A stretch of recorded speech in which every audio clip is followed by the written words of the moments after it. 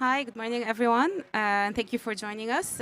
First, I would like to start by thanking the Mediterranean Pavilion for hosting us today, and thank you, Adria, for coordinating this.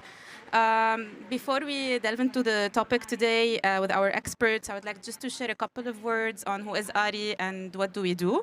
So the Arab Reform Initiative, it's a collaborative think tank. It was established in 2004 to articulate a homegrown agenda for democratic change in the Arab region.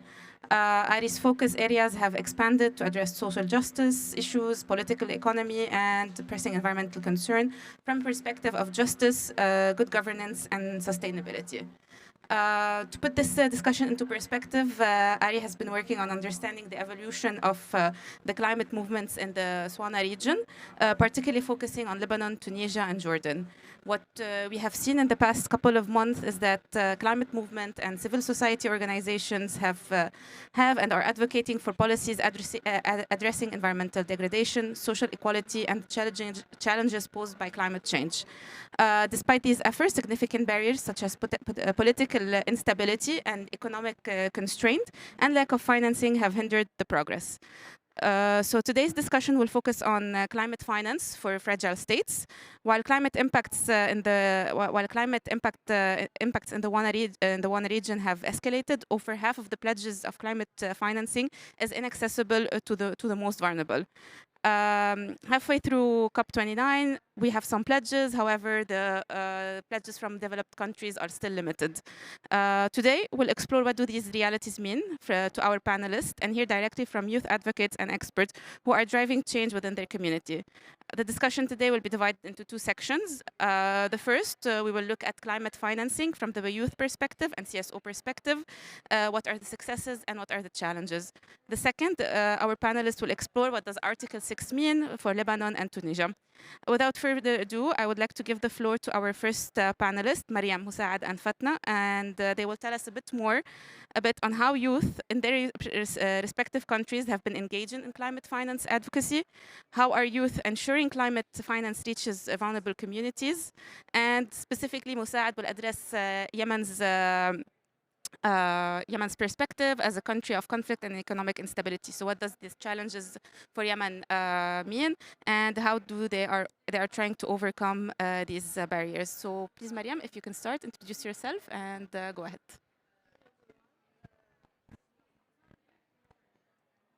Hello, everyone. So thank you, Zainab. Thank you, first of all, Arab Reform Initiative for organizing this panel and Union for Mediterranean for hosting it. So as presented by Zainab, I'm a researcher with Arab Reform Initiative, and I'm actually conducting a research assessing how different stakeholders shape their action in climate justice landscape in MENA region, mainly in Tunisia. What were their demands, their challenges, and their recommendation for a just and inclusive climate action? So before that, during this COP and these first days, I've discovered that most of fragile countries faces the same challenges, and they mainly have the same demands, although the different conditions they're living with, conflict, war, economic and political instability. So today I will focus more a bit in Tunisia and Lebanon. So for both of them, they have made significant strides in recent years. They are with youth-led movements and grassroots organizations and civil society working tirelessly to elevate their country's climate priorities on the global stage. Despite facing major political, economic, and social challenges, these movements have become powerful forces in advocating for climate justice. In Tunisia, the youth-led climate movements have gained a momentum, pushing for a climate response that is not only focused on environmental sustainability, but they also address the deep social and economic inequalities that exist in vulnerable rural and coastal areas. And these communities, they are among the hardest hit by climate impacts such as water scarcity, flooding, desertification, etc. So Tunisia's youth are demanding a climate strategy that reflects their lived realities, that ensure a just transition, that uplifts the most marginalized populations. And similarly for Lebanon, while grappling with overlapping crises, political instability, economic collapse, and the effects of the conflict, they continue to rely on civil society to demand more inclusive and comprehensive approach to climate governance. Lebanese climate advocates are calling for a strong commitment that take into account their country's unique vulnerabilities, including the displacement, the economic instability, and emphasize the urgent need for resilient and cross-sectoral climate strategies. So mainly now, for the international climate negotiations, particularly if we are talking about the COP,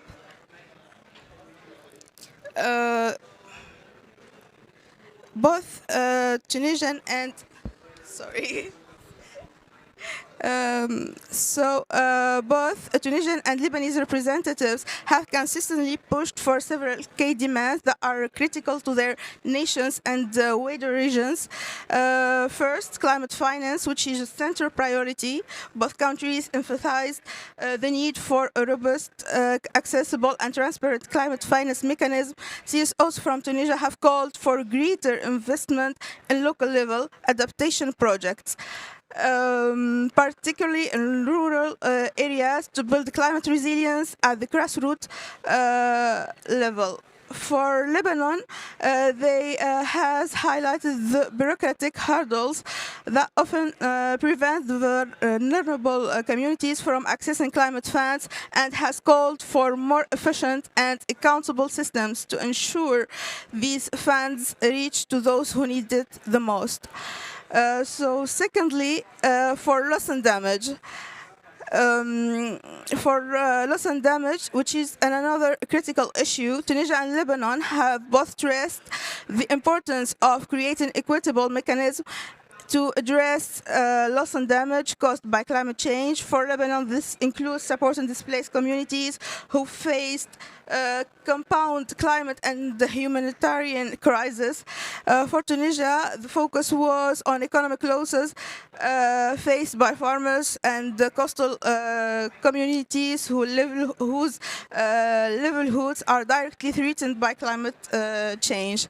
Thirdly, just transition to a low-carbon economy is a shared demand on both countries.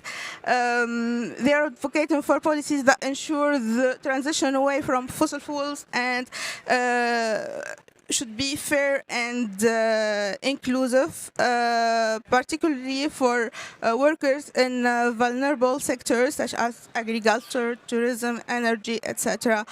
This includes the creation of green jobs and social protection to help these communities to adapt and thrive in a rapidly changing world.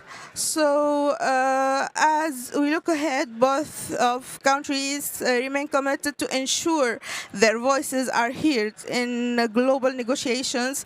These challenges we face are immense, but collective power of civil society, the youth, and our shared vision for a just, resilient, and sustainable future will drive the meaningful change. So this is concerning the global and international landscape. As a researcher with ARI, I've conducted a research about the climate justice activism in Tunisia. So from a more restrictive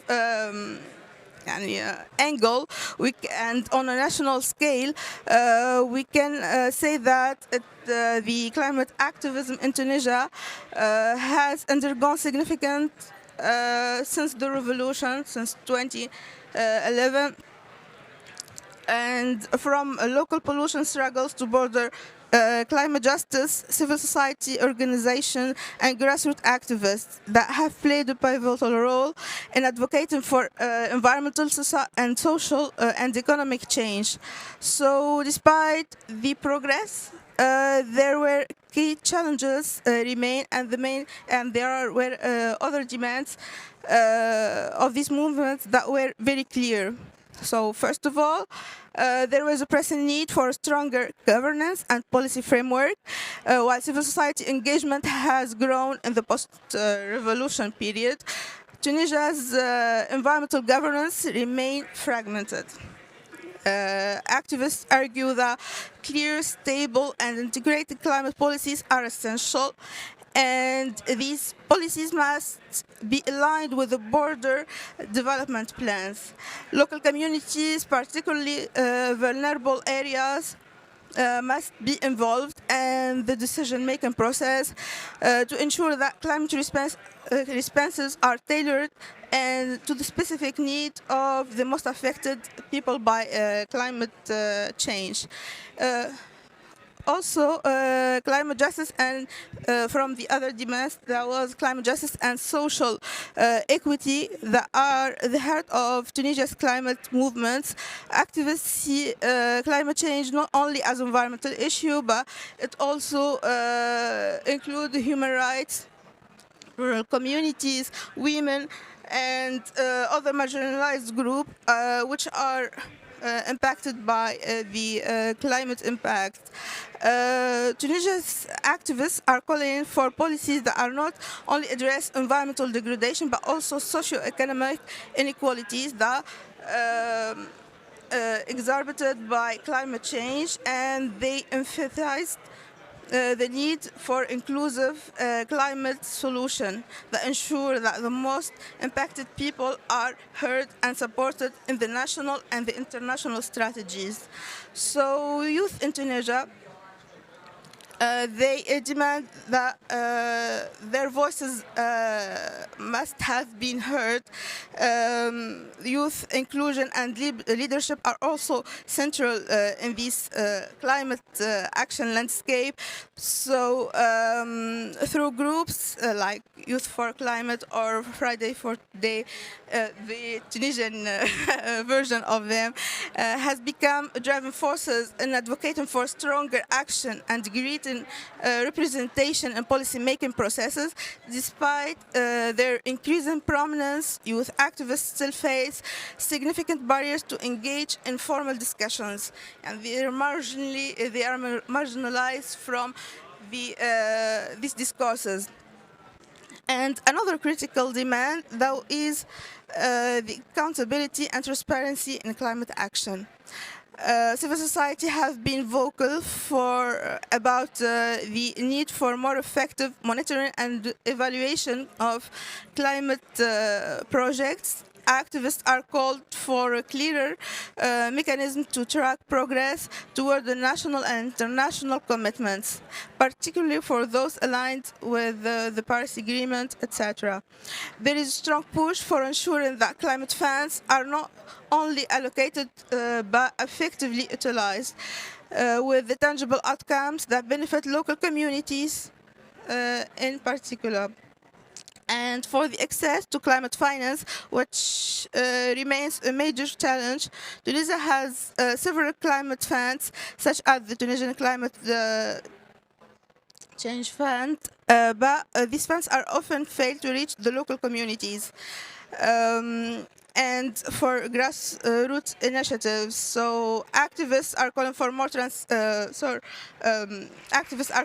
transparent and accessible targeted funding mechanisms that prioritize local needs. Also, Tunisia's climate movement is diverse and compromising both formal and informal organizations.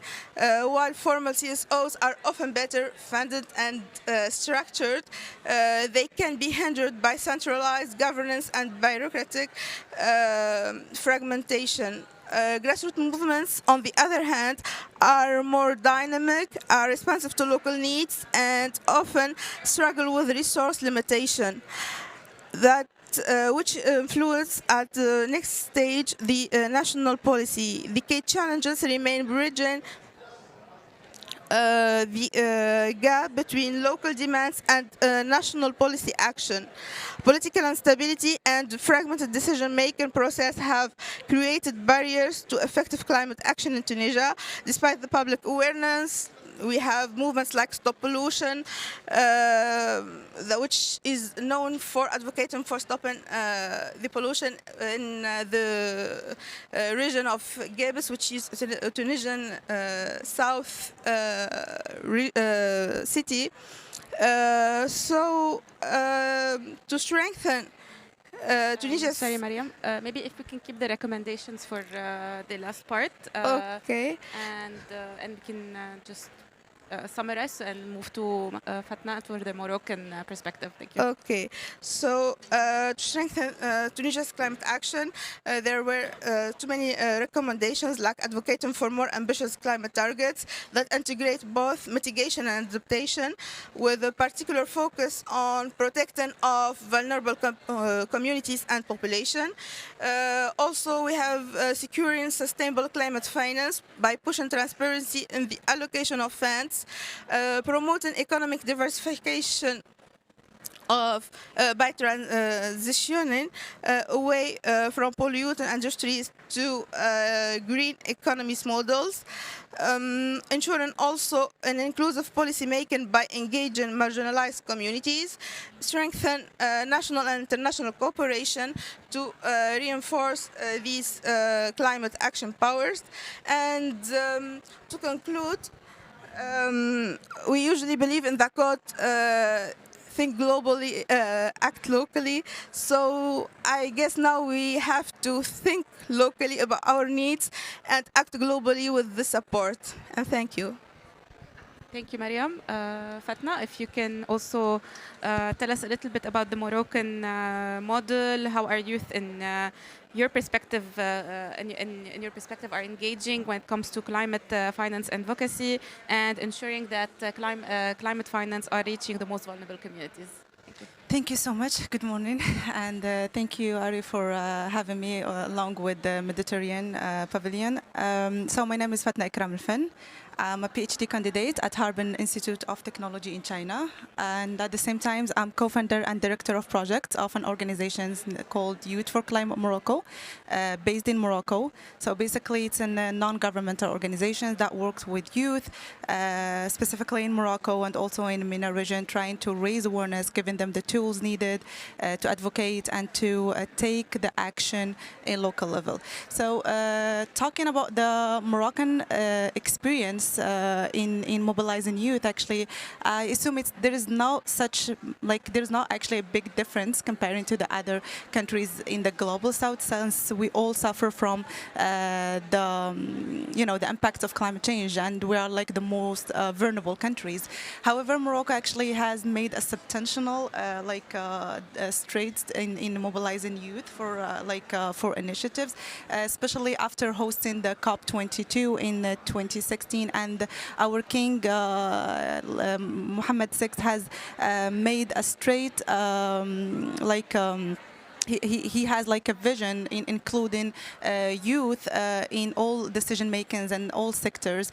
And one example actually of his commitment to including youth is the green the green initiatives that aligns with the Moroccan green plan, and it was launched in 2020, and it aims to train over 150,000 young our Moroccan youth, actually, specifically in the agriculture sector. So trying to give them enough information, enough experience or tools to come up with sustainable projects in the agriculture sector. As you may know, Morocco Morocco's backbone economy is the agriculture sector, and this sector actually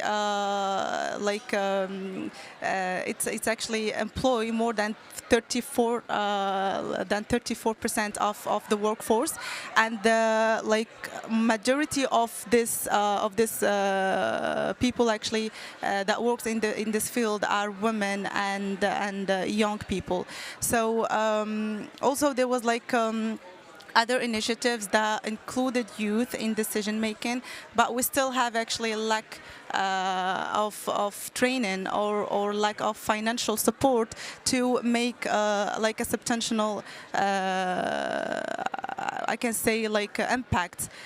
So basically, there is in the past decade actually there were many youth-led initiatives that start taking local action, and actually there were youth-led organizations in Morocco actually are really active when it comes to advocacy and implementing such project innovative projects. So I believe that the governments should support more those youth groups by giving them or by simplifying actually the access or the procedure to access to fund, and also giving them enough tools such as training programs and to understand better the situation, because even though there is a lot of youth that actually take the action and understand the situation, and they try their best to raise their voices on the local level. However, on the international level, we still lack actually the representation of Moroccan youth on the international level, and this is actually due to the lack of financial support. And hopefully, the government will support more those youth groups through different funding channels or different programs. And as I mentioned, for the local organizations such as ours, we try our best to get enough funds to help or to include youth in our trainings and programs. And we saw during the past 4 years that youth from all range of ages, from 14 to 35, and by the way, the majority of population, about 36, if I'm not wrong, in the MENA region are under 35. I'm sorry, 60% of actually the population in the MENA region are under 35. So I think it's the time to include youth, because personally I see that there is a huge potential, and they have the angst to make a huge impact. And I see they have a fresh perspective, and this is actually a good thing. And they always come up with innovative and new ideas that can be implemented in different sectors. So I'm just gonna conclude and give the floor to the next speaker. Thank you. Thank you, Fatna. So, Musa'ad, if you can give us a little bit on the perspective on Yemen as a country that is deeply affected by conflict and economic instability. So, what are the specific challenges faced in accessing climate finance, and how are you, as a country, trying to overcome these challenges and barriers, and how are youth involved in this process? Thank you. Thank you so much, and I'm happy to be here. Thank you for ARI and Mediterranean Pavilions to facilitate this session. So my easy and direct answer is all what we have are challenges. We don't have climate finance. So this is very direct answer. Even Yemen is one of the most affected countries by climate impacts. Just for as an example, in the last 6 years, we have 6 cyclones, and this was not the case before. The cyclones in Yemen normally happened every 4 or 5 years, but during the last years, these events and climate shocks increased a lot. Just the last rainfall season and the floods, there are around 0.5 million locals are affected, more than 100 are died, and around 30% of agricultural lands are destroyed or impacted by this huge floods. And in a country which rely on agriculture activities, it means a lot for the livelihoods of locals, especially in rural areas where 70% of Yemenis are. So the impact is huge, a lot. We can write a lot, we can speak a lot, but when we come to the climate finance, it's little. I mean, if we are not the lowest country in terms of climate finance, we are among maybe the 5 lowest countries in terms of climate finance. I was reading yesterday about what should Yemen receive from GIF, Green Climate Fund, around 200 million US dollar from 2020 to 24, and what we received is around 3 million US dollar. This is all what we received during maybe the 10 past years. All what we have to support climate adaptation and mitigation came from bilateral collaboration with the other countries, and that's all. So Yemen facing these great challenges, including the institutional limited capacities and the conflict, which is the big issue concerning, I mean, even influencing any efforts to mitigate or adapt to this climate issues, but also there is complete absence of the direct access entities from Yemen. So far, we don't have any qualified entities, whether public or private, and you can imagine how difficult it is. And this is also coupled with the limited resources and fragile economy in Yemen. On the other hand, the criteria and requirements for climate finance are complex, even for the countries with the stable context, and you can imagine how is it for the unstable countries. Also, evidence shows that the climate finance in fragile states is not attractive for those countries who are committed to pay for the countries impacted by climate issues. And I compare this with the emergency actions. So in the conflict zones, it's easy to follow emergency actions because it's easy to spend, it's easy to look for other donors, to look for money. And it is also the case in terms of climate finance. The donors or the countries who are committed to pay these countries affected, they are not, the fragile states are not attractive for them. And so that's why there is a calls now for a paradigm shift, where investment in fragile state should be de-risked, I mean, to have low risk. And in terms of youth, there is a big movement now in Yemen among the youth, especially in terms of environment and climate. It becomes like a trend, environment and climate nowadays, and not only in Yemen, but I think in all countries. And what I noticed even during this COP29, we have around 50 participants from Yemen. Majority of them are youth, and I'm happy to see that. Even the awareness about climate issues, the climate finance, it's not good enough. And I noticed this when I participated around 1 month ago in a conference for the youth in Yemen. I felt how we are far from the knowing the real meanings of climate impacts and environmental issues among the youth. So even there is movement, there is encouragement, there is, I mean, the youth like to be engaged, but they are still far away from knowing what we need and how to proceed with this climate and environmental issues, not only in the awareness perspective, but also in the education perspective. When we look to the schools, universities, the curriculum still needs to be reviewed and to engage these aspects very widely. I don't know if this is enough. Thank you so much. And if there is any questions, then we can discuss later on.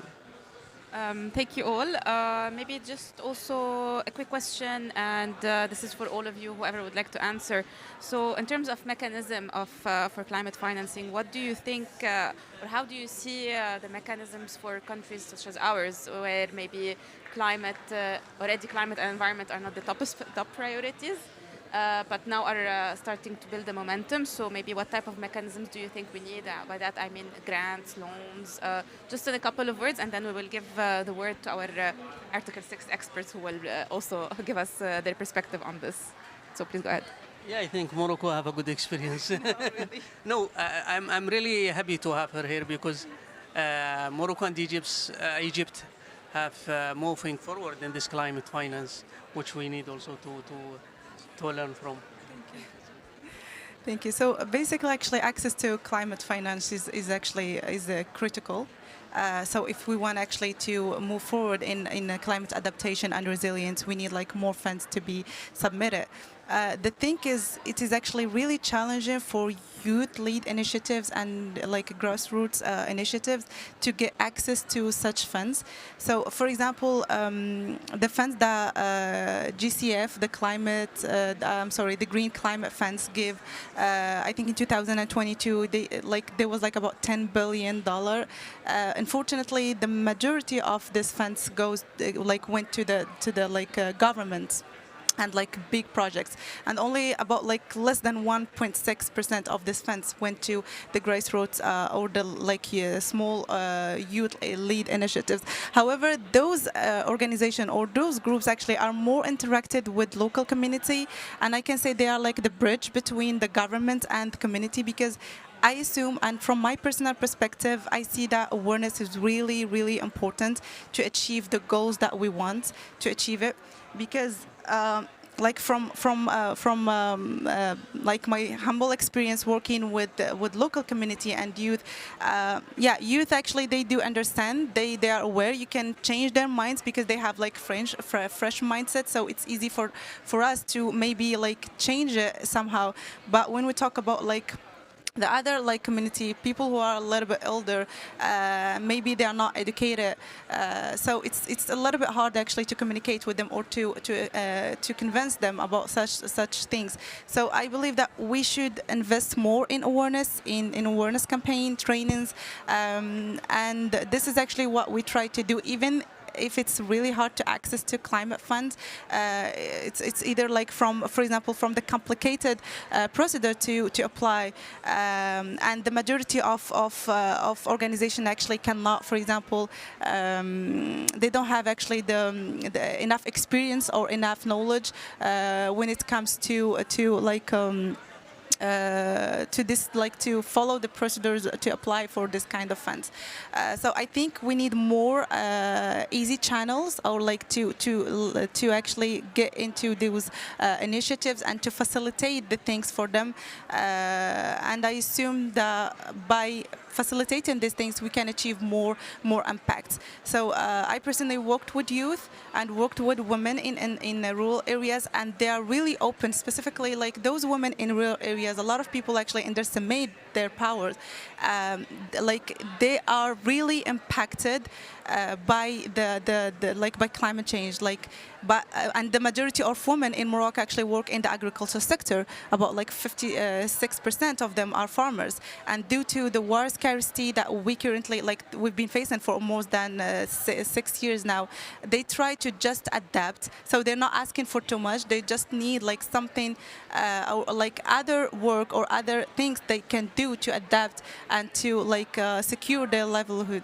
And basically they try to create their own cooperative, and we had a nice project that I'm really proud of it. So we worked with the women in rural areas in in the south in Marrakesh, and we try to train them to create like a small cooperative to like actually transform the waste, or like to manage the waste, and create like a kind of souvenirs and stuff, so that they can actually sell it to the you know, to like the local community or to the visitors. So I believe that we just need more push and more facilitation to get access to the fund. Of course, it's really necessary. We cannot move forward. We try our best to move forward actually without enough fund.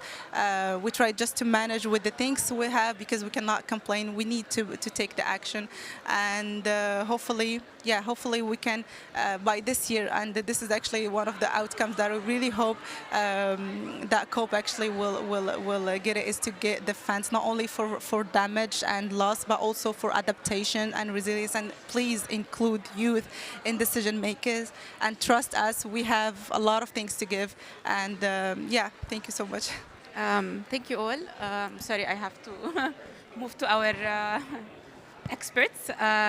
Thank you, Mariam, Musa'ad, and Fatna, for your intervention and insight. So now I would like to invite Elsie and Zubair to continue the discussion on finances, especially now that COP29 has agreed on new standards for the international carbon crediting projects under Article 6.4.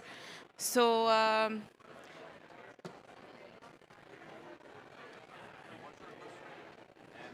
yeah. Yes.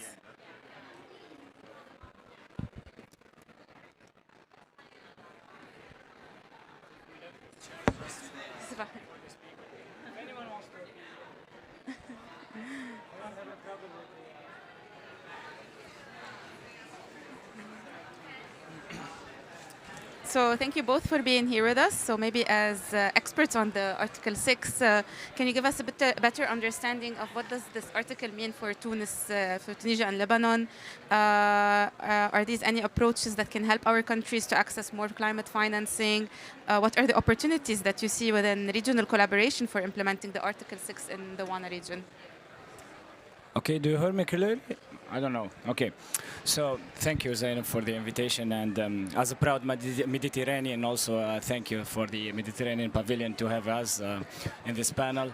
It's really great that now, as youth, we are getting deep into the negotiation topics, and taking the lead in some initiatives to contribute to our country's positions, and also to contribute to all the youth engagement all over the world, because we've been 4 years engaged in advocacy, in protesting, and we'll be always engaged in that. It's our main role. But being also into the negotiation process is very important, because not only for us but also for the whole process of COP, having youth inside the process make it more sustainable, and it has more continuity with what has been done since the Earth Summit 1991, and all the conventions been created.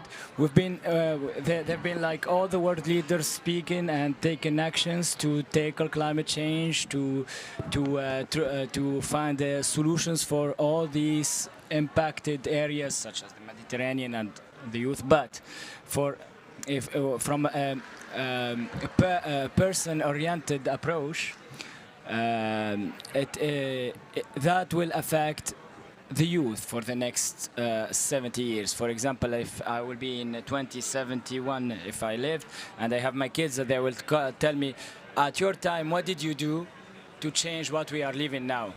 So it's very important that we take action now, and we dive deeper into those topics. So let's go back to the question, Zainab. I had that just introduction about the youth, because we needed this transition with all the panelists, as I said. Article 6 is just about having a framework on a mechanism or financing mechanism for implementing the main aim of the Paris Agreement, which is polluters must pay. So it's one of the mechanisms that has been adopted since the big achievement of the rule book at the Glasgow, and we already had that mechanism functioning, at least for the negotiation.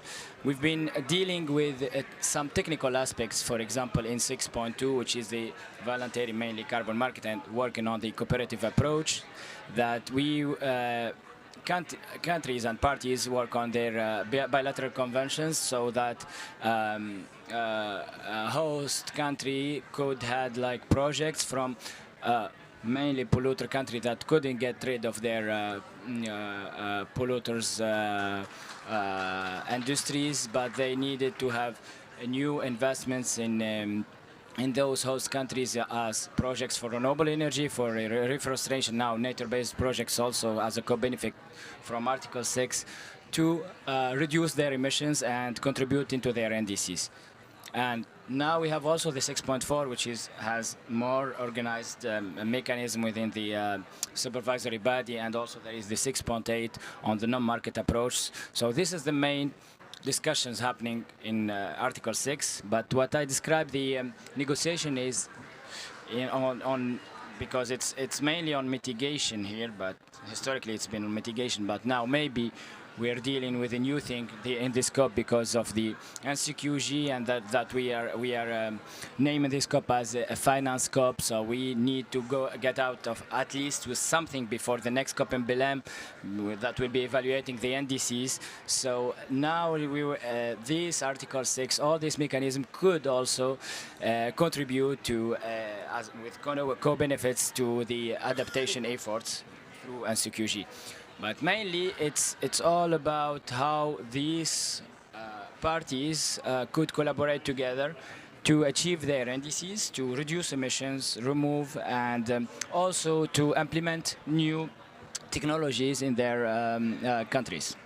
So that's an overview about what's happening. So mainly, it's like a think tank, and all the negotiators need to propose, all the parties need to propose, and it's all technical, getting technical into the negotiation. Thank you, Zubair. Maybe Elsie, you can give us your perspective. What does this mean for Lebanon specifically? So, Lebanon is new to doing Article 6. We don't consider ourselves experts, and because of the current crisis Lebanon is facing, I don't think Article 6 for us is something we're going to implement like directly like other counterparts in the Arab region or the Mediterranean. However, I do believe that there's a lot of opportunity.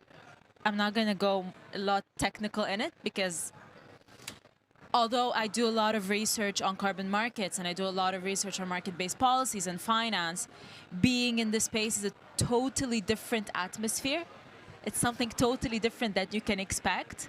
And understanding the layers of Article 6 become more complex as we go through Article 6.2, 6.4, and 6.8.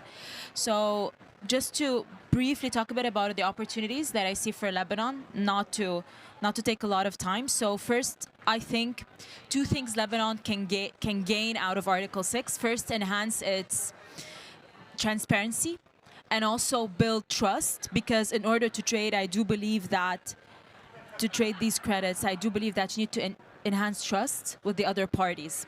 Something we lack currently because of the current crises and the current governments that we have. The second thing is enhance transparency and have the opportunity to build the green infrastructure that is needed, maybe yes, under the leadership of the UNFCCC. And this is through 6.2, 6.4. Now for 6.8, which is like the NMAs, non-market approaches, I think knowledge sharing, technology, capacity building are very important in Lebanon, since there's this scene of exposure to climate risks in the country, the economic crises, the social crises. This will allow also to secure adaptation-linked finance, which is what we're just talking about, through Article 6 to foster both maybe adaptation and mitigation goals together.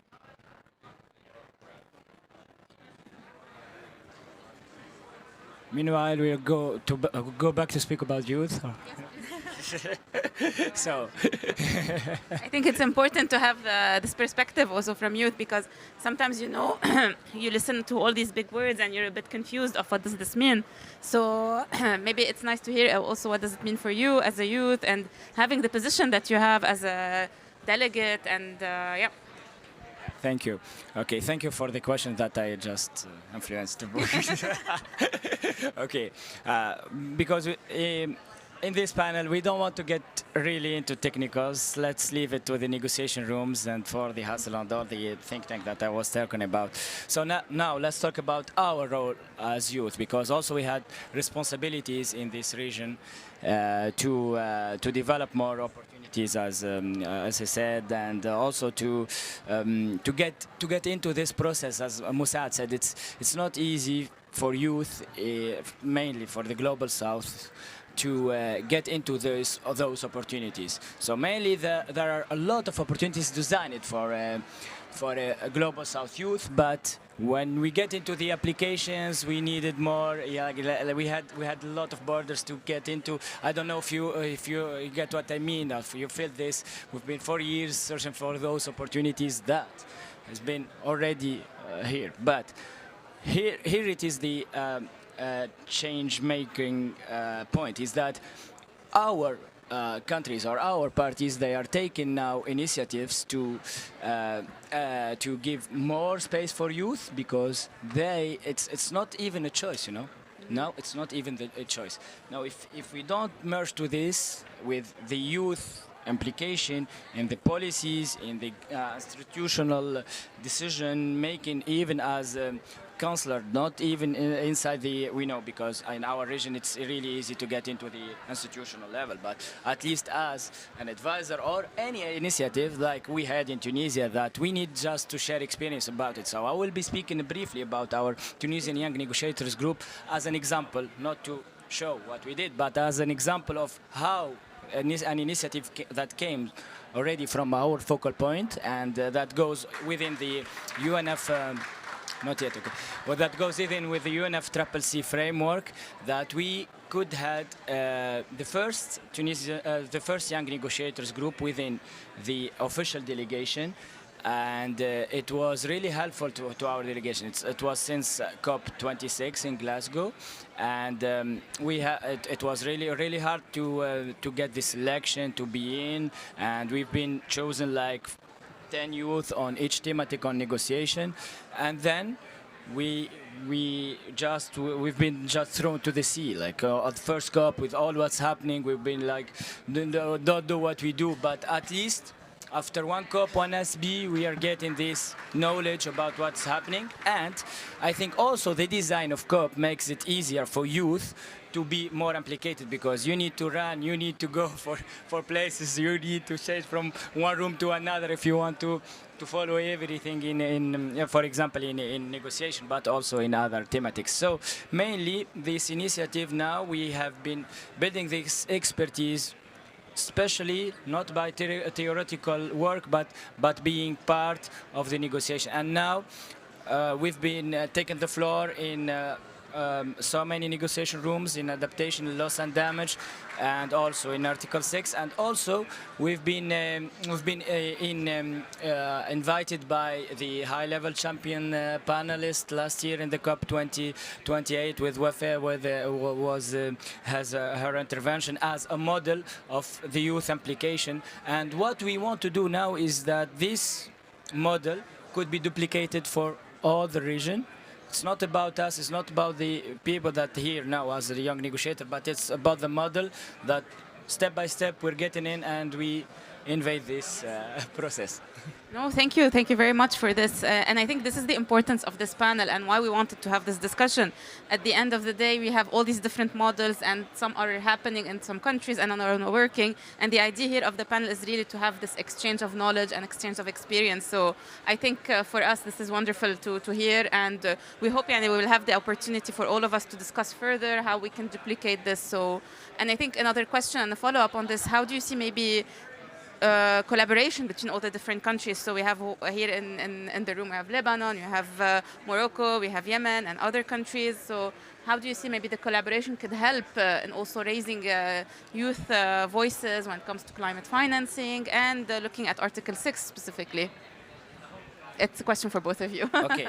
You wanna go? I don't know. So I do believe the Mediterranean region is not homogeneous. So that's one thing. Each party has its own expertise. Now, for me, I do believe the groups I was in, or being in the negotiations, I never felt alone. There was always support provided by the region. There's always ways to connect. There are always ways to learn. And you're frowning on that. Yeah. You're like, no. But I do also believe that the most important thing, and I'm not going to take long, is to build this cooperation between all parties in the region. It is important to build bridges, because I know each party has its own priorities. He agrees. So each party has its own priorities, and to reach more or less a consensus between everyone, or to be able to build this trustworthy relationship to move on with Article 6 and finance and other, tracks in the negotiations, you need to kind of build bridges between different goals or different objectives for the parties. And if parties are willing to, cross this bridge or lend a hand to others that are new or that need other support, capacity building, etc., that would be very helpful. That would advance us all. Given that we have different economic models, different financial status, and different approaches to tackling finance in the sector, and as well as in the region, as well as Article 6.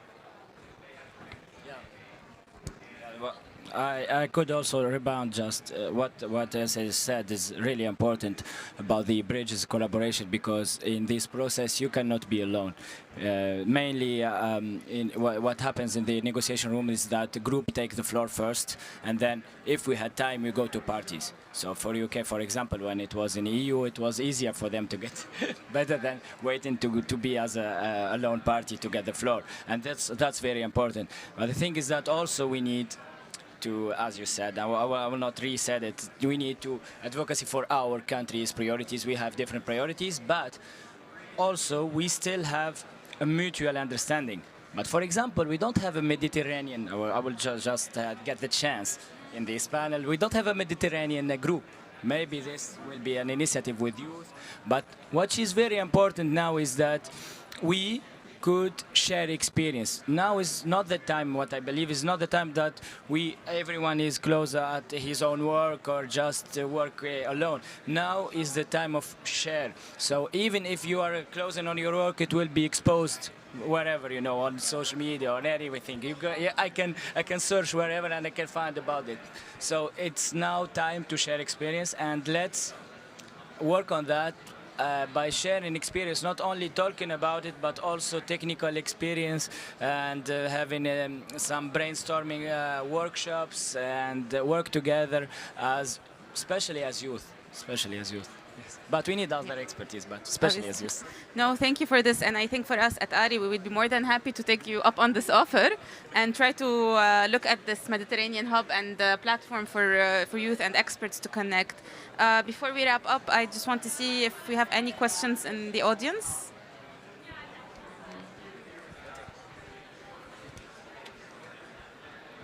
Thank you very much. My name is Ferdinand Gierke, Regional Climate Justice Advisor for German NGO Bread for the World, based in Jordan, working for the region on locally led adaptation.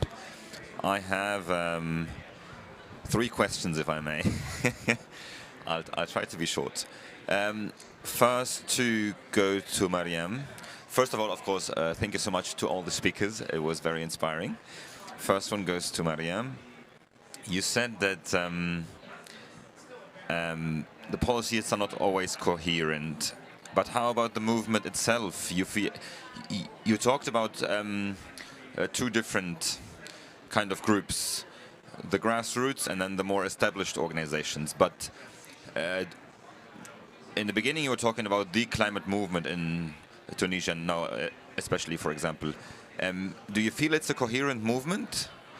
Like, is there, even though you have different organizations present, and this brings me to the other connected question: where is this happening? Is it on social media? Because I guess a public protest in the street is difficult, I would assume, because you have dangers. So where is most of this young climate advocacy happening? On the Facebook, on Instagram, to be a bit more specific, that I can get an understanding. Thank you. Thank you. So for the movements and CSOs that I was talking about, there are grassroots movements that were working on field. They're advocating for changing policies and for, like I mentioned, the example of Stop Pollution, which is a movement which advocates for stopping the pollution in the region of Gabes. And there are other CSO that are working advocacy from a perspective of projects, adaptation projects, local projects.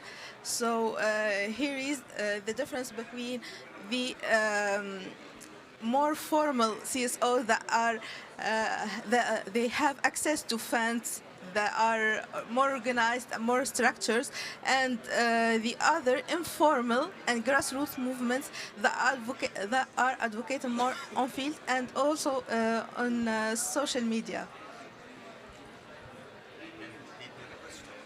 Where are these movements happening? On Instagram, Facebook, where is advocacy happening? They're doing press conferences. They're doing also they're advocating on Facebook. They're also advocating on different social media platforms. They use, there is an activist that is called Adel Azouni. He is working on different platforms, TikTok, Snapchat, all the way that he can deliver his message. It's he can use it.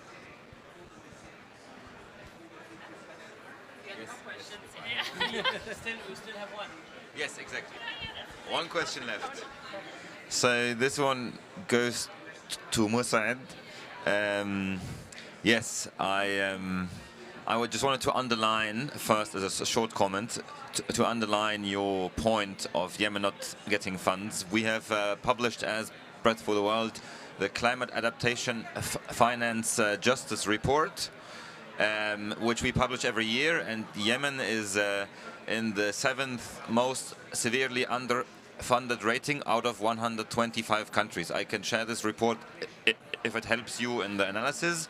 It lists the, it lists the available adaptation funding according to different vulnerability indicators. My question goes, you mentioned, because we have also other partners here from Syria,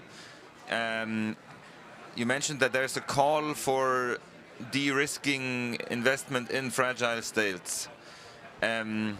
Is it an official call here at COP? Is there any document or anything? Or is there any group that is moving towards this de-risking of the fragile state? Any initiative, any formal initiative, or is it just your call as a delegation? Yeah, thank you so much, and I'm happy that what I said is in the limit in terms of one of the lowest country in terms of climate finance, and in terms of this call, there is no initiatives, but it was our point as a Yemenis delegation when we discussed different issues a few days back, and this is one of the initiatives we would like to rise up and to speak about, and to because it's very difficult, even there is a lot of calls for many years to facilitate more accessibility to this climate finance, but it's still difficult.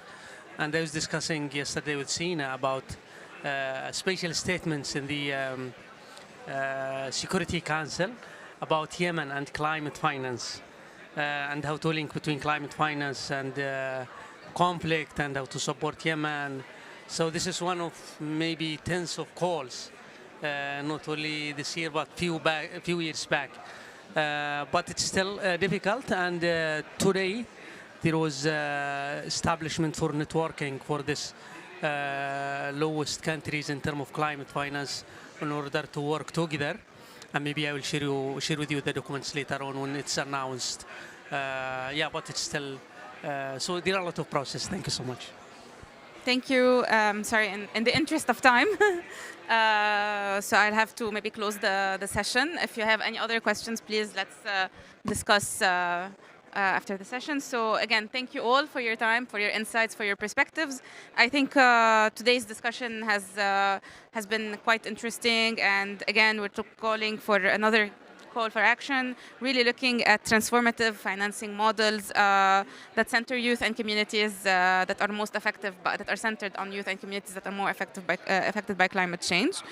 I think for us and for all maybe the ones present at COP, so we need to continue our advocacy when it comes to international support beyond pledges, and including the technical assistance, capacity building effort to help the fragile states to implement solutions, whether it is through Article 6 or any other innovative solutions. I think for us, we all believe that together we can definitely drive changes that we need to ensure that climate is equitable and accountable and impactful. So I think this is it for us. I hope that you will also be able to supposed to have a QR code for a survey that we have prepared just to understand better the demands and needs of NGOs and CSOs in the MENA region. Sorry, can we do the QR code? Yeah. So please, if you can scan it and let us know your insights about this. And please feel free to reach out to the Environmental Politics Program at ARI. We'd be more than happy to connect and to take the conversation even further. This is a call for you to look at this platform. And I'd like to ask maybe the panelists if you can take a photo all together. And thank you all.